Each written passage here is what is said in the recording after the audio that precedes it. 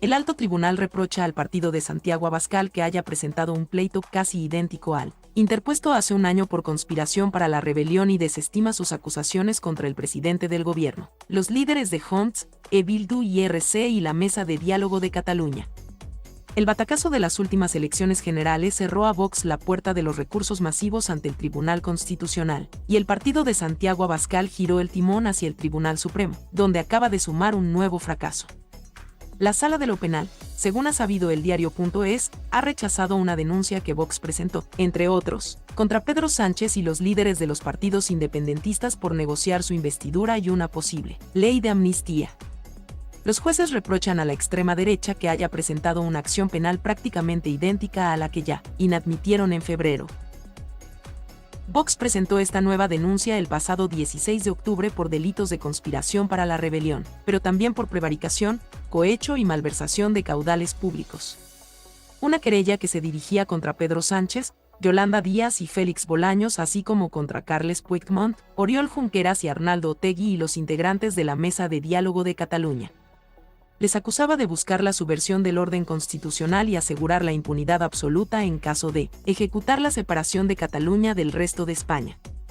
La denuncia de Vox reconocía que ya habían presentado otra similar el año pasado, pero que había cosas nuevas que investigar, reuniones entre PSOE y Bildu, el compromiso del PSOE de sacar adelante una ley de amnistía para los encausados del proceso independentista catalán y las reuniones de Yolanda Díaz y dirigentes del PSOE con los independentistas catalanes. El documento fue interpuesto un mes antes de que Sánchez fuera investido presidente del gobierno con 179 votos a favor y antes también de la futura ley de amnistía fuera registrada en la Cámara Baja, por lo que la respuesta del Supremo sobre ese aspecto es limitada. El contenido de esas negociaciones se desconoce, afirma el auto, y decidir si son o no ilegales es algo que rebasa las competencias del tribunal. Sobre el resto de acusaciones, los jueces reprochan al partido de extrema derecha que haya impulsado una denuncia exactamente igual a la que elaboró hace un año y que ya fue rechazada por la Sala de lo Penal, aunque en público los de Abascal lo presentaran como una ampliación de la anterior. La denuncia se funda básicamente en idénticos hechos, dicen los jueces para remitirse a su auto del pasado mes de febrero. En ese auto, los mismos jueces fueron claros al acusar a Vox de plantear un delito de conspiración contra la rebelión contra el presidente basándose en conjeturas y tratando de combatir por lo penal la política gubernamental. No existe base alguna, mínimamente sólida, dijo entonces el Supremo, para sostener una acusación por conspirar para la rebelión. Rechazada 4 días antes. El auto con el que el Supremo rechazó esta denuncia fue firmado el pasado 10 de noviembre. 4 días antes de que Santiago Abascal y la plana mayor de Vox compareciera en el Tribunal Supremo para anunciar una nueva querella contra Sánchez por cohecho y pedir, sin éxito, que los debates de investidura fueran suspendidos de forma urgente. En esa comparecencia, el líder de Vox depositó su confianza en el Supremo pero omitió decir que, unos días antes, ese mismo tribunal había rechazado una denuncia similar. El Tribunal Supremo todavía tiene que decidir si admite o no a trámite esta querella impulsada por la extrema derecha para analizar por lo penal la investidura del presidente del gobierno.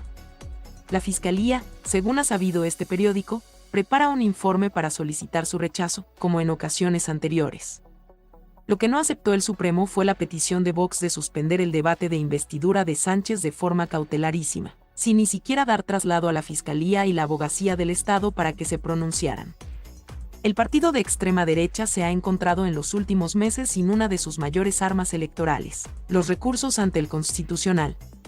Después de varios años presentando decenas de alegaciones contra leyes y normativas del gobierno, Vox perdió la capacidad de presentar esos pleitos ante el Tribunal de Garantías al bajar de la barrera de los 50 diputados o senadores.